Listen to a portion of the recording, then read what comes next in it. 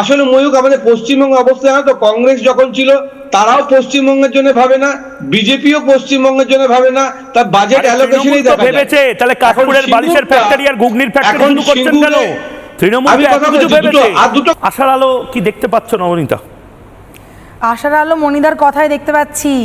উনি বলছেন খুব অবলীলায় যে সিপিএম ভাবেনি, কংগ্রেস ভাবেনি, বিজেপি ভাবছে না।